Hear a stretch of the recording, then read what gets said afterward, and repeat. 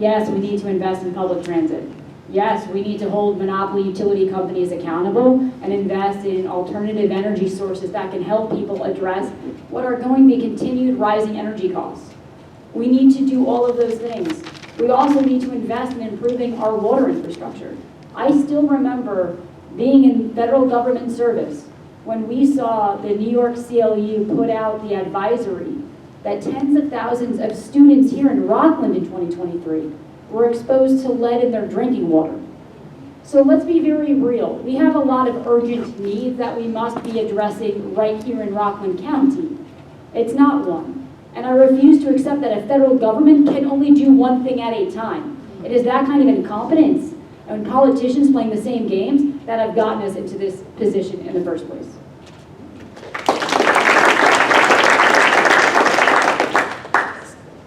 So of course transportation, I mean that's the thing, and to Kate's point that yes, there are multiple things, but I would think about PFAS and how do we make sure that the water here in Rockland County is clean and that we address the sources of PFAS. And one thing that the federal government has not been doing is investing in the kind of technology that we need to be able to actually clean it at more than 60%. Right? That is absolutely critical. And right now, the Trump administration actually is dialing back regulations at the EPA that would enable more pesticides that contain PFAS to be legal. And so it is essential that we get these forever chemicals under control and that we do it with our immense capacity for innovation, which this administration has been dialing back. And then I will say one more thing. Speaking again as a Tarrytown trustee, we absolutely must modernize our utility grid. It is essential, and we need the federal government to help us with this. Okay, I think this will be the last question before we go to the lightning round. And again, Heather, probably just a minute, even though it's a long question, but we got to make our way to the end. So, since the start of the second Trump administration, the federal government has pursued an agenda of mass deportation, focused on removing as many undocumented immigrants as possible, including vast numbers of people with no criminal history in the United States. The militarized nature of these operations in Chicago, Minneapolis, LA, and elsewhere with heavily armed, often masked agents roaming cities and stopping or arresting people who they believe look like undocumented immigrants have concerned many people. And the shooting deaths of American citizens Renee Good, Alex Preddy, and Ruben Ray Martinez by ICE agents have sparked national outrage. So the question, do you believe we should abolish ICE? If so, what would you replace it with to ensure that those immigrants who actually do pose a danger to the community can be found and deported? If not, what should Democrats pursue as reforms instead? So, yeah, thank you. So as an elected official here in Rockland County, here in Haverstraw, about 60% of residents are Latino. In Stony Point, as Pete Riley told me, it's about 30%. And so this is, again, not something that's happening somewhere else, but something that's happening here in Rockland County. As soon as the Trump administration began its mass deportations, we had people asking us from the various immigrant rights groups on both sides of the river what we could do to better protect our immigrant neighbors. And after the deaths of Alex Preddy and Renee Nicole Good, everyone started being scared. So I'm proud to have stepped up with my colleagues and introduced the Safety and Dignity for All Act, which will protect our residents from ICE's lawless and brutal tactics, and make sure that we're continuing to build trust between local law enforcement and its citizens by protecting legal immigrants and honoring judicial warrants and following the law. And I'm proud to be doing that no matter how many times Mike Lawler attacks me for it. So I'm sorry, Beth, I just want to, do you support abolishing ICE, or you're not sure yet? I don't think the people who are afraid of ICE care what we call it as long as we are fixing the problem. So I stand by my actions, what I'm doing to protect the people I serve. Clearly, what ICE is doing is not, well, it's portrayed as the guise of enforcement. It's not, right? It's about fear, and it's about division. And this is not acceptable. Having said that, I think we need to define what it is we need in an implementation agency, right? And that's a really important role. We have to hold ICE those accountable for what they did, for sure. But we need to understand what it is we want from that agency, and then how we get there to develop and build an agency that is effective, efficient, and gets the job done. So I'm not a big believer in just destroying something because I'm disgusted by it. But I think we have to take a very, very strong look at it and see what our objectives are and build an agency that achieves those. We are watching the federal government abuse, assault, and kill the very people it is sworn to serve and protect. And this administration, instead of pursuing accountability in investigations, is lying, covering it up, and justifying it. What we are watching, make no mistake, is both unhinged and un-American, and that must stop. I am all about reining this agency and all rogue elements of the Trump administration in. Because let's be very real, the weaponization of the executive branch hasn't stopped there. We've seen it with DOJ and FBI going after political opposition. Our own Attorney General, right? What we are seeing needs to stop. And I promise you, if I have the privilege of being your member of Congress, I will go after every one of them. There is no one who is above the rule of law. No one, period, full stop. But I will also say, going back to the important issue of immigration, we also need to fix a broken immigration system, where we need to be protecting dreamers and giving people pathways to citizenship. There are members of our community that have been here longer than I've been alive, that we have failed, that we can no longer accept that failure with. Just to clarify, Beth, are you closer to a yes, no, or maybe on the question? I'm reining it in all the way.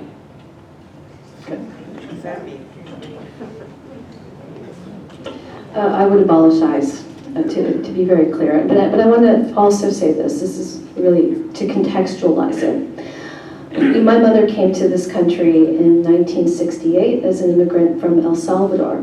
And she came through Immigration and Naturalization Services. Service was called a service. It was in 2003 that ICE was created. It's a combination. Well, they dissolved Immigration and Naturalization. And they combined, they created a new thing, ICE, that was a combination of immigration and customs enforcement. These things used to be separate. They should be separate, because when you hear people say we need to have ICE because we need to control drug trafficking over the border, that conflates drug trafficking with immigration, which this administration weaponizes, and it's wrong. These are two separate things.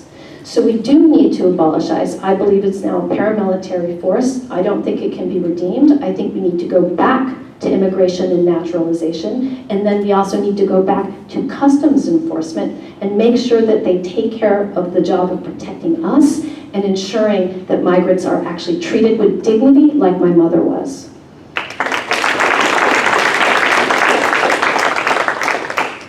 I'm for abolishing ICE, and I also want to make some subtext text here. I think the reason we're asked to legally abolish ICE is because it's a buzzword that people are afraid if we say we'll abolish ICE, someone will say, ha, you are a far leftist who is against law enforcement. Because remember, they abolished the police line from 6 years ago. Now, the fundamental difference between abolishing law enforcement, which I think people like and want to make sure that it serves their communities, and abolishing a paramilitary force that has destroyed any legitimacy it once had. Abolishing ICE doesn't mean getting rid of border enforcement. It doesn't mean getting rid of customs enforcement. It doesn't mean getting rid of those who are trying to make sure that criminal elements in this country don't belong. If they don't belong here, they aren't here. It is not the same as the abolish the police buzzword. Understand that. Don't be afraid of standing up to an organization, to an element in this country that right now is part of a status quo that's only 23 years old. We don't need it. We need law enforcement. We don't need ICE. Thank you. Okay, Thank you, guys. We're going to go to our lightning round questions. We're going to start with some policy ones. All of these have been suggested by members of the audience. So if you could please just do a yes, no, if at all possible. If elected, will you voluntarily divest any holdings of common stock that you currently own and sign on to support the banning of Congress from trading and owning stocks while serving? John? Yeah, I think I made that pretty clear, yes. Yes. Yes. Yes. Yes. Okay. Do you support reopening Indian Point? Kate, and we'll go down this way. No. No. No. Hell no. Nope. Okay. Do you think there should be term, John, you mentioned this before, but do you think there should be term limits for members of Congress? And if so, how many years should they be allowed to serve? And I think we're on Effie. Yes, 3 terms. I don't support term limits because I think it deprives us of institutional capacity in Congress. I don't support the gerontocracy we have, and people should know when to retire. But no, I think part of the reason we have the Congress we have is because 20 years ago or 30 years ago, Mike, we gave quick answer, slash sorry. institutional capacity. Yeah. I do not. I think term limits are elections for now, and I think we need to fix it through other ways, like ending gerrymandering and protecting voting rights. Absolutely support term limits, 10 years. Absolutely. The average age of a Democratic Congress is like 1 million years old. I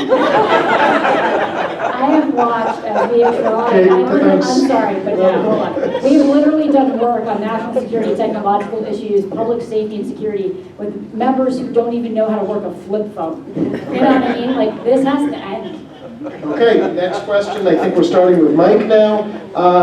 Do you consider yourself a democratic socialist? I consider myself a Democrat. I'm a Democrat. Same. I'm a Democrat. I'm a progressive Democrat. Okay, starting with Beth. Would you support a national wealth tax for billionaires? Yes. Yes, that's something we need to look seriously at. Yes, they need to pay their fair share, but we also need to be very real of, you can up the percentage, the issue is loopholes. Like, we can't actually lose sight of what the real problem is, which is they find ways to get out of it, whatever the number is. So we need to close loopholes so people pay their fair share. Thank you. Effie? Yes, and it has to work. Yes, we have to take on the Supreme Court that's already signaled it would strike such a law down. Okay, next question, and I've lost track. You started that, Beth. So John, you're next. These are all from the audience. Would you vote to impeach Donald Trump? You know, that's kind of a gratuitous question a little bit. I mean, You can say yes, no, or maybe. maybe, Okay. maybe. Yes, but we shouldn't stop there. I got a longer list. Yes. The fish rots from the head. There's like 18 impeachable offenses a day. I would introduce an article of impeachment and ask everyone else in the majority to do the same. So we'd have like 230 if we're so lucky to have those against this president. Yes, if Article 25 is an option first. And the last policy lightning round before we have some sillier ones. If you don't, and this is a very important one, if you don't win the primary, will you endorse the winner in the November election against Mike Lawler? Hell yes. Absolutely. Yes. Yes, and as a member of my Clarkstown Democratic Committee, I'll be working hard for all the candidates up and down the ticket. Yes, of course I will. Great. Okay. So we're now starting with Effie. What do you call the bridge that connects Nyack to Tarrytown? It's a Tappan Zee Bridge. The Tappan Zee Bridge. I'm sticking with my answer from last week, the Pete Seeger. The Tappan Zee. The Tappan Zee, I grew up with it. Okay. Though Rockland County has the smallest land area of any county in New York State, more than 30% of Rockland is a state, county, or local park. What is your favorite park in Rockland? I love Bear Mountain. I have chaperoned multiple field trips for my children there, and I go to the ice skating rink there in the winter. I love it. I used to be able to see it from my house, and I will go back at any opportunity. Rockland Lake. I just love going up Seven Lakes Drive. Yeah, Rockland Lake, and shout out to the awesome ice sculptures and what we did a few months ago there, to the crew that put that together. I love Bear Mountain. Okay. Who is your political idol? I think Effie, you just started this one, so Beth, you're up first.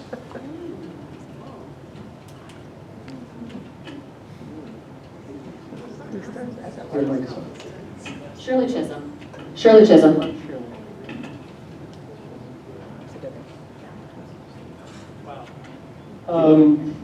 You know, as a kid, Mario Cuomo was somebody that was really impressive to me. And it's still, his nature really impacted me. Yeah. I'm going to give a love to a New York politician, FDR, his Civilian Conservation Corps. We are still benefiting from almost 100 years later. Contemporary, I think Nydia Velasquez is amazing. I love how she won it and held it. Like she is a queen. I just read Lincoln's biography, which I think everyone should read, and so I'm thinking a lot about Lincoln right now. And she took mine, Lincoln. But I would go to any of the members of Congress in the Reconstruction, Thaddeus Stevens, Charles Sumner, those who fought slave power, fought for representing democracy in a more equal country. We need to have another Reconstruction, nothing short of it. Those guys sought to see it through when Andrew Johnson destroyed it. Johnson's our Lincoln. Let's beat this guy and make sure we have a country that serves all of us. Thank you.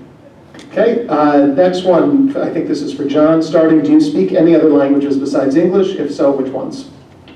Govorim srpski jezik. Serbian. Okay. Yeah, Arabic. Arabic. Pues hablo español, claro, porque mi mamá habla español. Un poco español, I can read Hebrew, don't understand much of what I am reading. I'm helping my children study for my older son study for his bar mitzvah now, but all my cognitive resources have been pulled into the English language if you haven't yet already gathered that. Un petit peu de français, just enough to order in restaurants and shop. All right, starting with Kate, Mets or Yankees?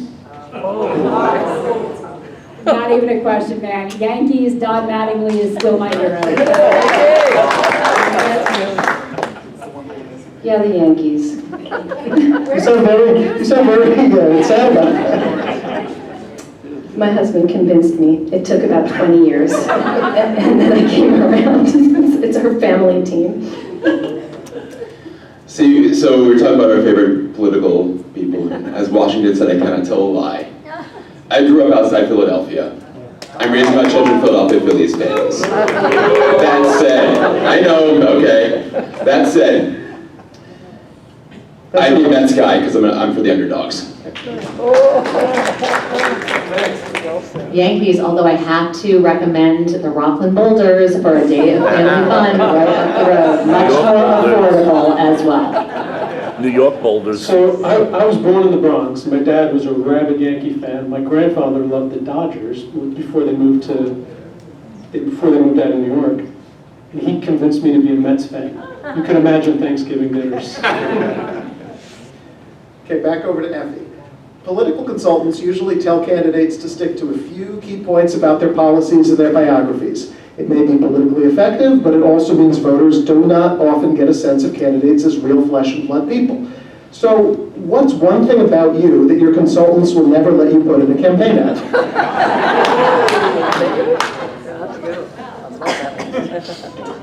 You know, I mean, it's going to sound crazy, but like they have to drag stuff out of me. I tend to be kind of a private person, and you know, so to be truthful, I can't think of anything. And besides, I think people here know that I tend to say the things. I don't hold back. Yeah, I'm not very muzzleable. And I don't keep this a secret, I'm a retired competitive air guitarist. I was active from 2006 to 2010.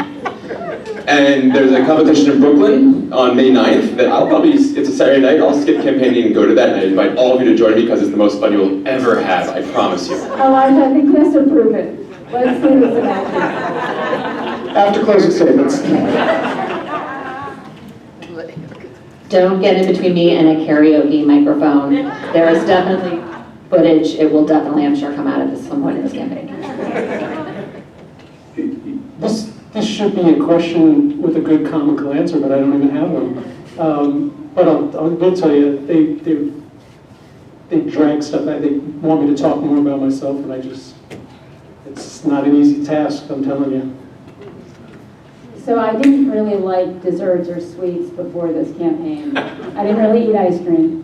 And I have become absolutely obsessed with the Blue Paving Road. I know it's across the river. I promise you it's worth the pilgrimage.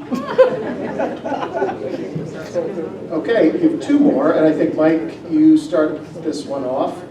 Since we know Mike Lawler has a kind of bizarre obsession with Michael Jackson, including wearing blackface to dress up as Michael Jackson, this one is for him. What's your favorite Michael Jackson song?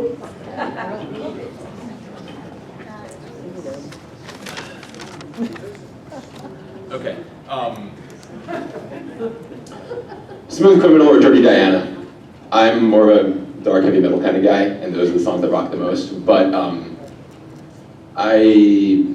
keep my thoughts about Michael Jackson to myself. The way you make me feel. I was about to karaoke, right? Beat It, I just love that. I love that video. Now, it's got to be Mike Lawler's video of him moonwalking and trying to dance like Michael Jackson. I'm sorry, but like anytime I need to really think about Mike Lawler and not be angry, I just think of that video and I'm like, this is not a serious dude. I like Billie Jean. Okay, last question before closing statements. What is your dream 2028 Democratic presidential and vice presidential ticket? It is way too early for that. Way too early. I'm sorry. I have people I like right now, but who knows what's going to happen in the next couple of years. Anything can happen, as we see with some dirtbag politicians on both sides of the aisle. So no, I'm not going to answer this question. I'm going to wait and see how a primary shakes out because we've all been experiencing it ourselves. Two of my clients, Gretchen Whitmer and Cory Booker. In that order. Yeah, I'm reticent to answer just because it's like a kiss of death. People who are talking about this early are never on the ballot, right? But I am impressed by Pritzker in Chicago. I'm not gonna commit yet because I honestly want to see better leadership coming out over the next couple of years than what we've seen. You know, we need a stronger Democratic Party and people are gonna fight back better. And I can't say anyone's really blown me away with what I've seen. Yeah, I really can't answer this either, and I think my consultant would tell me not to. You're probably right. All right, well, thank you, everybody. This has been a wonderful spirited debate. I appreciate the positivity that you all walked with. And so just before we wrap up, I'm going to ask each of you to make a closing statement of no more than 1 minute. And we started originally with Effie, so for closing, I think we'll start with Kate and work back this way. So first, Elijah, thank you for doing this. Thank you for everyone who helped put this together. Thank you, Haverstraw, for hosting us. Stony Point for your leadership and bringing this together too. Look, at the end of the day, we talked about a lot of really important things tonight. But we don't get to fix any of them unless we win. Because we don't get to govern unless we win. And we have watched as Mike Lawler has won this district twice. So what I am passionately focused on is kicking his ass and getting him the heck out of here. And that, I do believe, is still going to be a hard fight. And we've got to be able to have somebody who can get in that arena, take him on toe-to-toe, and beat him. And that means beating him when it comes to winning the hearts and minds of voters in every corner of this district, every corner of Rockland, every corner of Westchester, Putnam, and Dutchess. And I do believe that if we want a different kind of outcome, we need a different kind of Democrat. And this is also about the next generation coming up who's going to do it differently going forward. That's what this is about.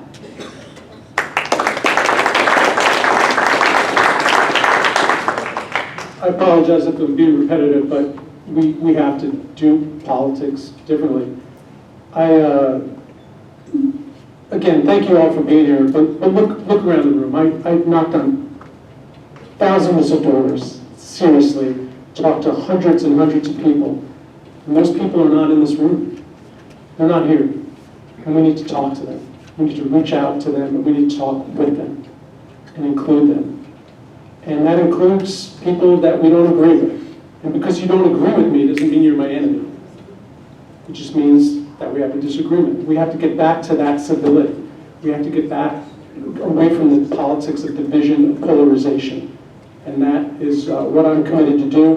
And implementing those 5 things helps us to restore the balance and accountability to Congress and to those you send to Washington. Thank you all for being here. I appreciate it.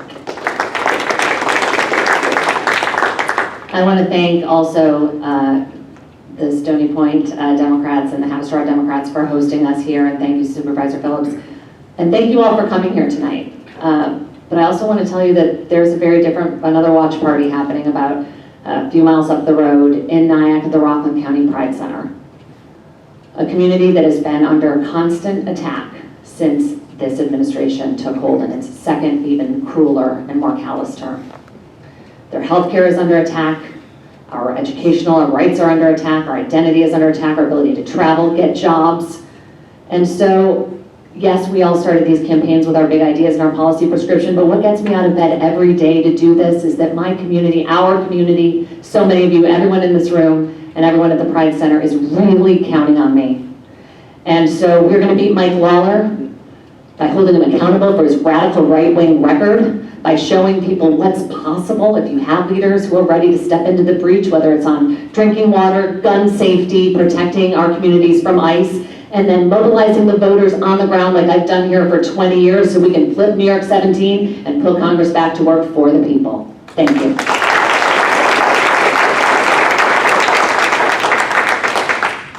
Every single one of us on this stage is going to work our asses off to beat Lawler. Every single one of us. It's up to you now to pick your wave rider, because a wave is coming for him. It's on us to also be part of the gravitational force that sweeps that wave up and pulls it over him, but we are going to win. So look at all of us up here. We each stand for something. I'll posit to you that every single one of their expertises flows through my own. As a 15-year veteran of the media, of every avenue of the media, I'm very well aware of the attention economy upon which this fight is waged against Trump.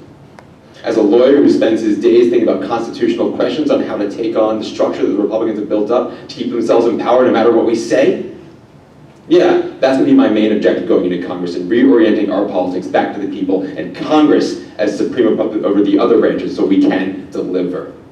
That's what I'm in this for.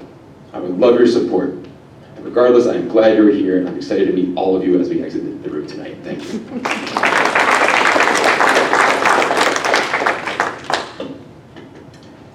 So again, my name is Effie Phillips Daly, and thank you all for being here. Thank you to Haverstraw.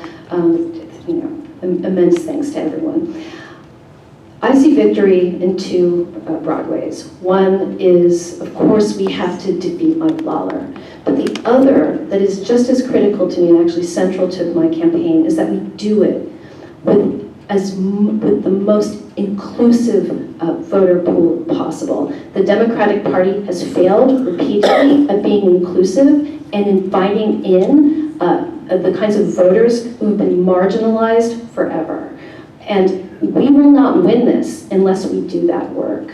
I am dedicated to the coalition building of young people, of progressives, of Haitians, of Ecuadorians, of the LGBT community, all the people who have been left out, and especially the working class. We need to turn out this vote. It's what I'm working on, it's what I'm going to do, and it's how we're going to win, not just to defeat Mike Lawler, but to have a stronger Democratic Party. The same old playbook isn't going to work.